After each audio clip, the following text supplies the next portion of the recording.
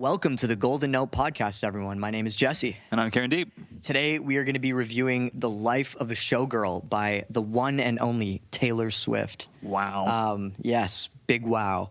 In terms of Taylor Swift and the background, I feel like there's not a lot that hasn't already been said, not only on our own podcast about Taylor, but in, music in general, right? She's just this behemoth pop star. And the year of our Lord 2025. This is her album that she's released. I guess at the time of recording, we're currently at the end of October. I guess she released this like a month ago-ish. I think so, yeah. Okay, so let's talk about it. Taylor Swift, what do you think of the album cover? It reminds me of like lizard people. Lizard people. Yeah. She is a billionaire, so. Yeah, there's some start off right on the conspiracy theories. It's the classic ones too. A lot of people online have been really dragging her for being a billionaire. They're just like, really? This billionaire making music, Haters, big haters. Yeah, the Taylor Swift hate has been a big thing. It is, especially with this album rollout. I feel like, but and on this podcast because soon we're gonna find out why I'm a hater. Yeah. Okay. Yeah. Let's. Now I love excited. the colors. I think it's kind of scandalous. There's a lot of skin. I think it tells a story. It's probably her most scandalous album cover. Yeah, she kind of looks like a clown because like the blush is very like there's blush on her cheeks. Ooh, I kind of see that. Yeah. Right, it's like very like circular. Like you imagine the clowns with like big circle cheek things. Yeah. So I see like the sense of makeup is used in a way that is maybe meant to present what a showgirl might be. Yep. I like the idea of showgirl. I think this is sort of like when I'm just looking at the album, the story that I'm assuming is going to be told is something that I've wanted to hear from her for a long time. Yeah, for sure. Because she's been in this industry for years. Yeah. And definitely has a perspective that is very unique to her own experiences that nobody else could ever mirror. So I really wanted to I'm curious about this album to find out what that might be. Yeah, for sure. I agree. The theme of like what is a showgirl, right? Like that's what I want to hear as I'm going into this.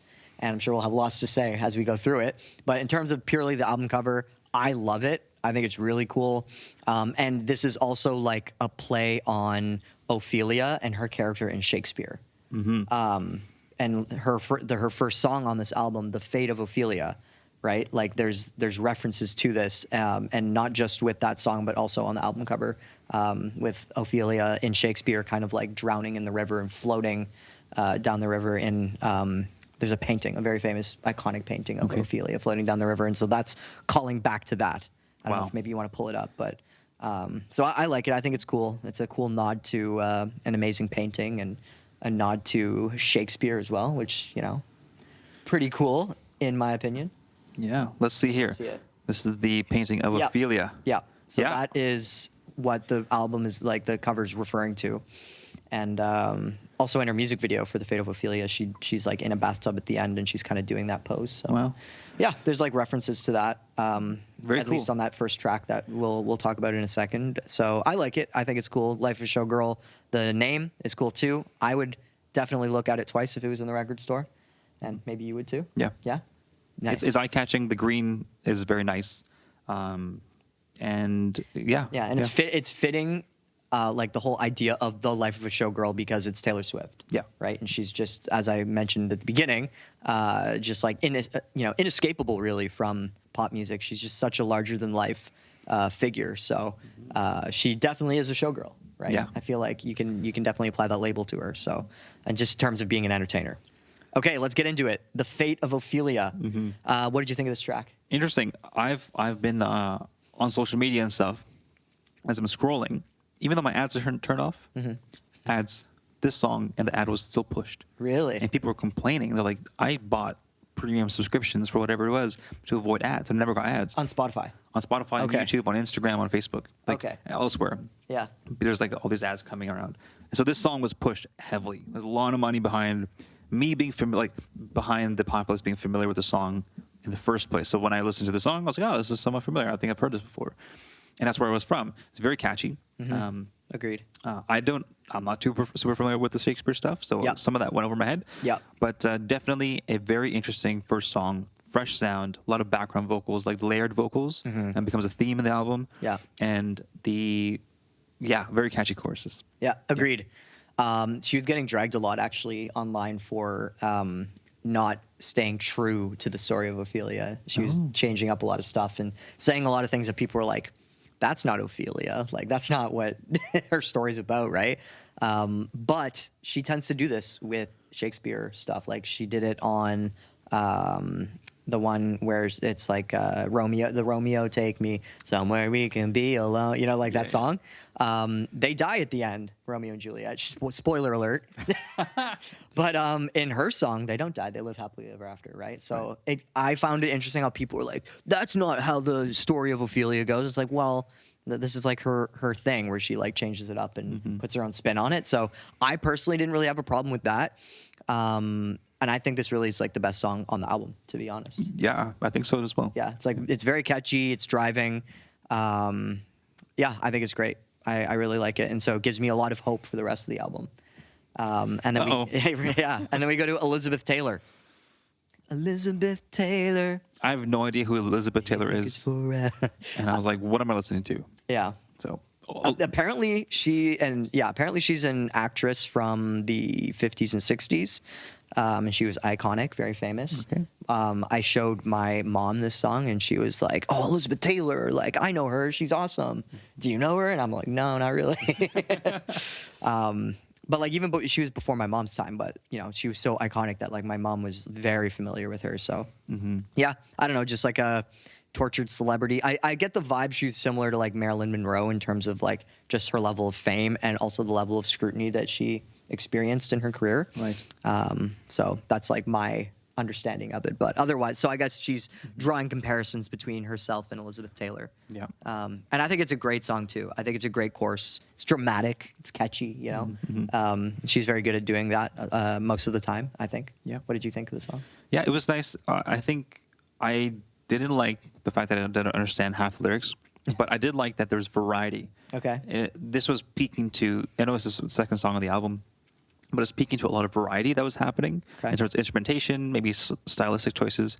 All of it's still formulaic, all still in the pop kind of world. Yeah. But this is my sense that it wasn't being stuck with one sense instead of instrumentation. Right. I think the Tortured Poets album had a very set elements. Yeah. There's some synths, there's some vibiness to it. Not a whole lot of departures, but I think this was already reassuring enough that there's going to be a lot of departures in sound. So I like that a lot. Agreed. Yeah. When I got by this point in the album, I was like, hell yes, this is not mid-tempo, snoozy. Like, this is exciting.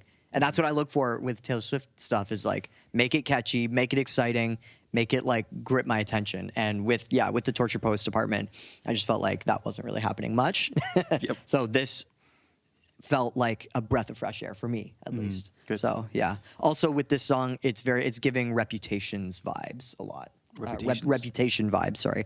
So her album Reputation came out in 2017, and that one was very dark, moody, or not moody, but dark and like, how do I say this? Just like dramatic and very much like it's Taylor versus the world, and you know, everyone hates me, but I'm gonna thrive nonetheless and be the villain and enjoy being the villain kind of thing. So I get that vibe from Elizabeth Taylor, and I like the song. I think she pulls it off pretty well.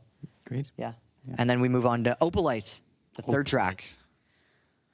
Like a strange name. Yeah. Opalite. Oh my gosh, I'm trying to remember what that means. That's like. Can you Google it really quickly? Yeah. Like opalite definition. It has something to do with love, and it's like a very poetic thing. But anyways, I think the track's really great. It's catchy. This is where some of the problems start to come out for me, though. Okay, what is this? It looks like synthetic stone. Yeah. What is the significance? It's a stone. Spiritual growth. Okay, they're associated with embracing change, fostering personal growth. There's something in the lyrics that's like, okay, I'm forgetting it now. I should have written this down in my notes, but there's something in the lyrics where she's saying like, our love is like opalite, because we like grow together or something. Courtesy like that. of an article on People written by Samantha Stutzman. And it's Travis Kelce's birthstone. Yes, there is inspired by her fiance, Travis Kelce. And that's all I got so far. It's favorite gemstone. Yes, related to her now husband, right? Cool. Yeah, Travis. I don't know. Fiance still. They haven't got married yet. They got engaged recently. Right, and that Yeah. blew up. Yeah. Okay, Yeah, great. yeah. Fiance. Yeah, and I'm sure we'll be talking about Travis Kelce again at some point on this album, One way or another. One way or another, but yeah, okay. I really love this song, especially in the verse. I think the verse melodies are really catchy and it's really well done. The chorus is great until they go, ah, ah, ah, ah, and then I'm just like.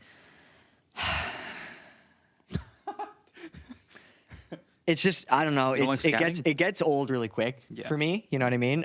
The first time I heard it, I was like, oh, that's kind of cute and catchy and memorable. And it reminds me of Wildest Dreams, where she goes and like that.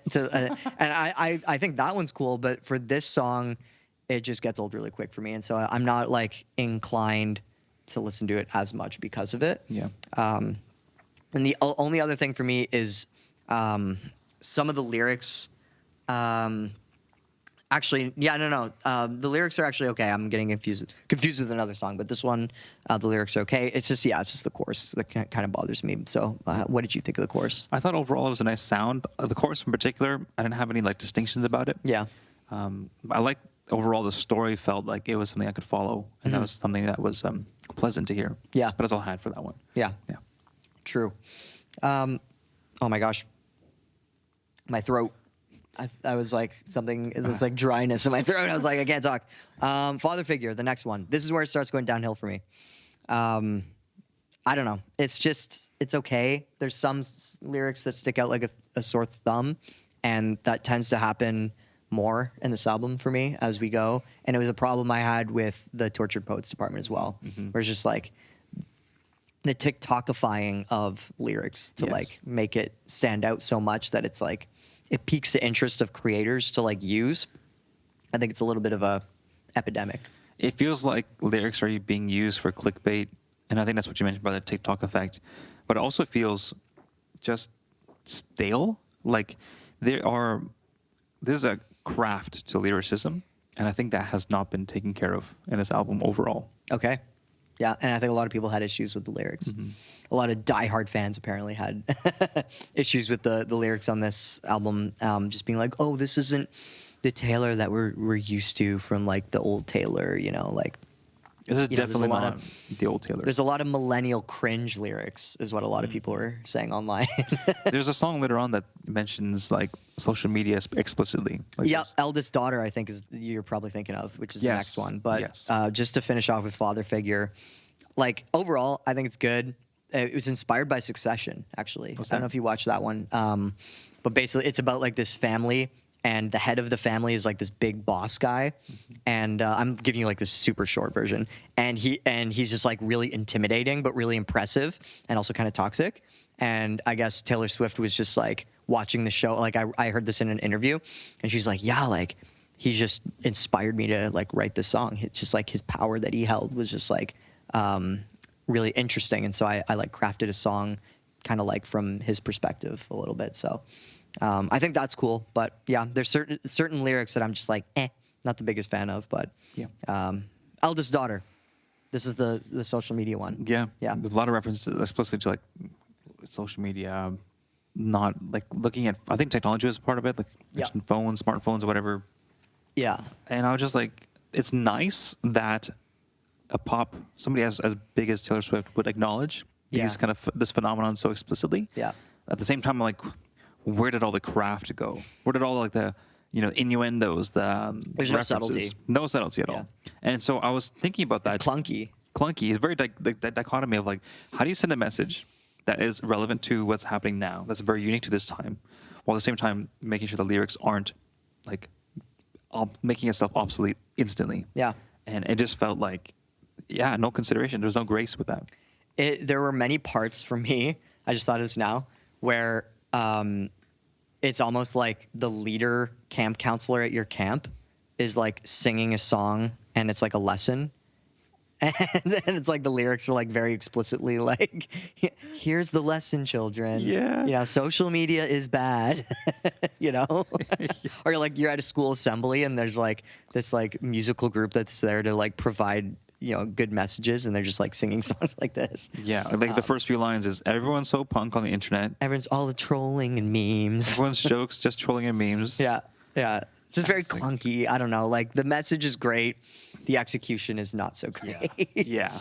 And then like the part where she's like, "I'm not a bad bitch, and this isn't savage." Yeah. So many people were like, "Taylor, people don't even say those words anymore." It felt like it was appealing. There's another reference, I think, to like certain second period and talk about like a school kids kind of environment. Yeah. And it made me so interested because I wanted to hear Taylor's perspective of being a showgirl, like the behind the curtain type of stuff. I was really hoping for a deep self-reflection about her life, her career, and something that is personal and evocative. That's something that we don't really know. Yeah. But the first few songs were like references to Shakespeare. Yeah. And like hiding behind other stories and like misinterpreting other stories. Yeah. So what happened? What are you feeling? What is your story? Yeah. I was hoping for that. And then also, why are you talking about kids when you're not a kid? Like, I want to know like what your perspective is and how do you not appeal to your audience? How do you invite your audience into what you want to say? Yeah. And I feel like that she's still doing the Taylor Swift thing, the pop idol thing that is catering towards the audience and evoking and kind of targeting those demographics rather than inviting the audience that follows her into her own story that I feel like is just a cop out. I feel like it's avoiding something that's real. Yep. I would mostly agree. I think, I was disappointed too with like the lack of connection to a theme, right? Yes. Like we're assuming that you're going to bring us behind the curtain, as you said. And so far, really, Elizabeth Taylor is kind of like the only song that does that, where you're talking about another celebrity who's also like a showgirl and kind of like who's scrutinized. And I can forgive her for The Fate of Ophelia because the song is just such a banger, but I also feel like that doesn't really tie into a theme. And then like, father figure could, because it's kind of like her role in like, it's kind of in reference to her position in the music industry as being a father figure to like other artists and like being like, just so larger than life that she, is very much in control of a lot of stuff and is really big in that sense. But once we get to eldest daughter, it's kind of like, I don't know. I guess you can connect it to like social media and like the life of a showgirl in reference to like all the social media stuff, but it just doesn't come across that way. It comes across more as like, social media is bad, kids, and you shouldn't do it. Yeah. And once again, like so many lyrics stick out like a sore thumb on this one. This is where like it really truly hits with that, where it's just like, and like also the TikTokifying of lyrics. Like you can really tell that I'm not a bad bitch, this isn't savage was like, ooh, TikTok, that's gonna be a popular on TikTok. And it's like, it just doesn't. It's just not good. I don't know. Oh, and another thing, this is track 5. And you know what's special about that? No. So in the Taylor Swift community, I'm going to educate you here, okay? Oh, please. Randy? Track 5 is always a special track. That's like the emotional track, or like the one that's supposed to like hit hard, And it just didn't. It just wasn't. This is like maybe the worst track 5 song out of all of her track 5s, in my opinion. So, yeah. Anyways, we're going to get a lot of maybe some hate from the. I didn't know that was a thing. I mean, I just assumed that if you're going to put out an album, every song should be good. Yeah. Doesn't matter what track number no, but it is. like track 5 is always like the tear jerker. Like that's what. So it's like everyone like prepares for track 5 to like get the tissues out because it's going to be emotional and like deep and all that. But wasn't really feeling that with emotional with and deep and Taylor Swift in the same sentence just doesn't make me. Hey, now there are some good songs where she's like she does do that, but Fair. Yeah. Yeah. I mean, Love Story screwed me up as a child, so there's that. Yeah. If you want to hear, sorry, and I didn't mean to laugh. I didn't mean to laugh. I'm just like, this just thinking about the song as well, and just, there's a lot to be there. I'm sorry to laugh at your trauma, Karen. I didn't mean to. What are friends for? Exactly. Speaking of, we can laugh about it now, right? Yeah. Well, next song, Ruin the Friendship. Anyways, moving on to that one, ruining the friendship. Yeah, no, it's just you go to our other video so you can listen to the story, because we do talk a lot about that track. Yeah. And in general, our other, more hate on Taylor Swift. If you like listening to hate on Taylor Swift, then you've come to the right podcast, especially with this guy. You're welcome. And on that last video too, there's a lot of hate thrown at That's why I show up to work. Yeah, exactly. Yeah. Okay. Anyways, ruining the friendship. What was your take on this one? Not impactful. Yeah. Not impactful at all. Yeah. It was, I don't know. It's very like old school Taylor, you know, like acoustic guitar Yeah. and just like, you know, singing about love. And apparently this is about a real person in her life who died. And so she's like regretting not, you know, giving him a kiss and kind of like trying to open up a relationship with him.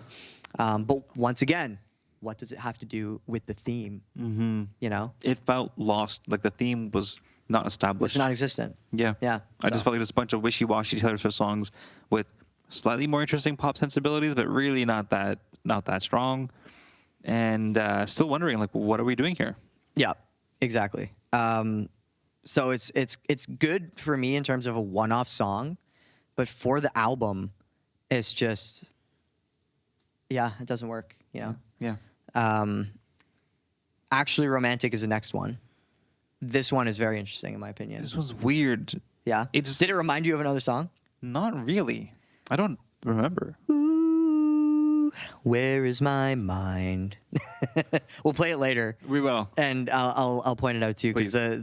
the chords are like very reminiscent of that song. Cool. Yeah. And I was like, the whole time I was listening to it, I was like, this is another song. What is this song? I had that feeling in general. Like a With lot of the stuff was songs? very Yeah. like, what is that? That's another thing she got dragged on too. There's a song that sounds exactly like a Jonas Brothers song on this album too. I kind of had a vibe. Yeah. Something like that. Yeah. So there's a few songs that are very reminiscent like that. But this is actually a diss track to Charlie XCX. Who's that? Who was like You don't know initials? Charlie XCX? No. Oh my gosh. You know the song with Iggy Azalea? Oh my gosh, I'm forgetting it now. You know Charlie XCX. Come on. Bro. Look her up. Look her up. She's got a song with "I'm so fancy, get da da da da. I'm in the fast lane." You don't know that song, Nah, man. bro? Nah, dog. I mean, it was 2014 when it came out, and it was like really popular. But I'm seeing the face. yeah, she came out with Brat, the Green album with the word Right. Brat on it. That's like her. I remember that being like hanging in your living room for a while. Yeah, I have But a vinyl for that. I've one. never really Yeah. listened to it properly. Yeah, it's a good album actually. Good to know. That's It's a her good album album. then. Yeah. Yeah. So this is a diss track against her. Nice. Yeah, and I think the first line is, "You call me boring Barbie when the coke is making you feel confident." Whoa. And so the whole thing is like, it's actually romantic how much you are obsessed with me. Yes, that was the whole vibe I Yeah. got from that one. Yeah. I thought that this track, the attitude in it, just made me feel very uncomfortable overall. Yeah. Because in a way, it felt like she was self-aware of the disingenuous nature that people can come across as, yet still revel in the, I guess, pseudo benefits of that type of relationship. Mm-hmm. And to me, that's just like, if you apply to yourself, that's how I see Taylor Swift's music. Yeah. It's like Yeah. kind of like a co-opting fame for self-aggrandizement while making a record that's critical of self-aggrandizement without establishing this theme of self-aggrandizement while criticizing others for doing that same thing. It's kind of hypocritical. We get it, Karen. You don't like Taylor Swift. There you go. And that's why. No, that was well put together. Yeah. I don't know. I liked it. I thought it was pretty scathing, but some people also just thought it was like boring or didn't like have the energy that a diss track needs to have. So there is that. But Maybe she should call up Drake yeah, right. and ask for some advice. Or Kendrick, maybe. even better. Yep. Yeah, for sure. So it's pretty interesting that there's a diss track thrown in here.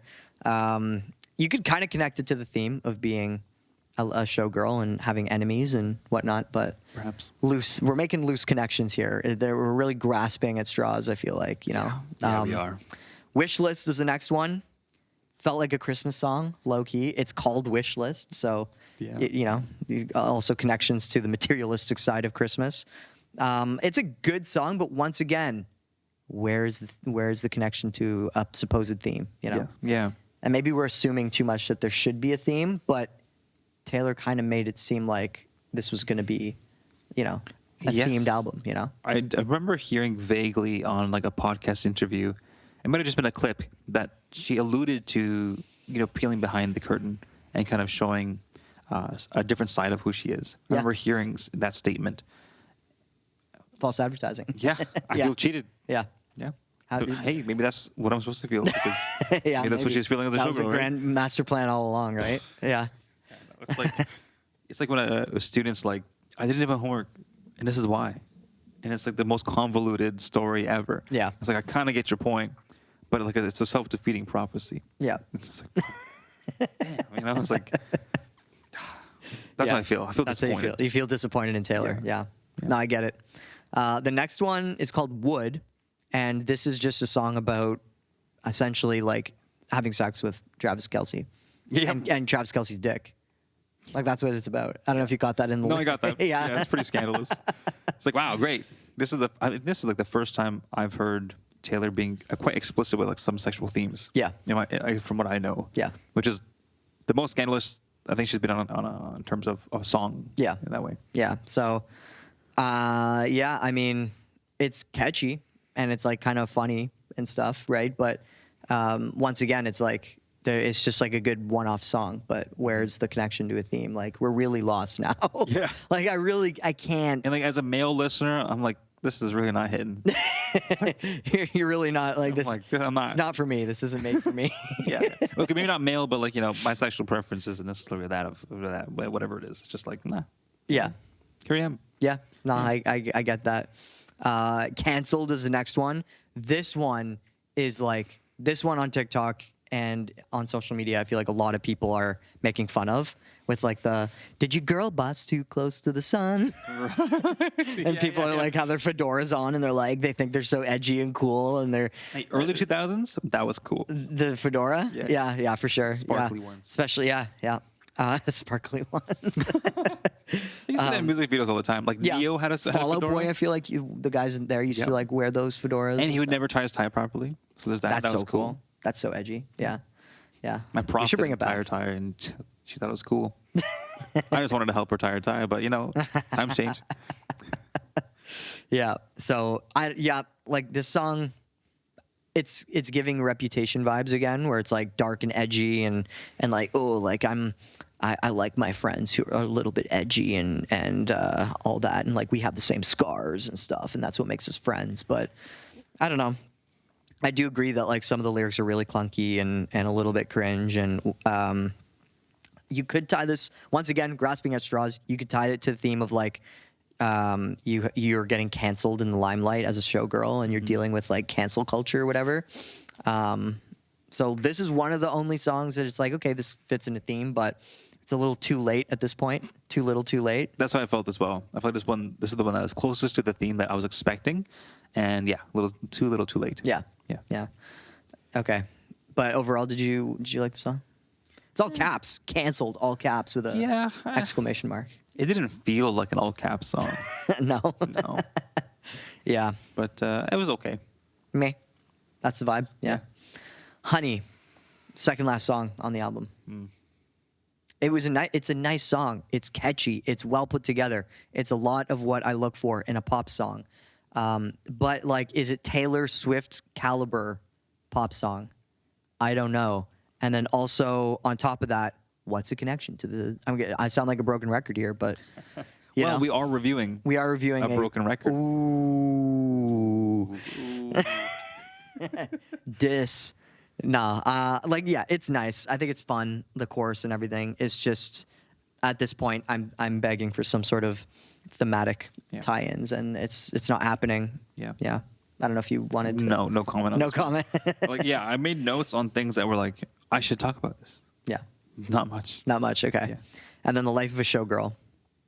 This one was explicit. Yeah. This one could have happened earlier. Yeah. This one could have been more developed. It was fine. Yeah. It wasn't great. It was fine.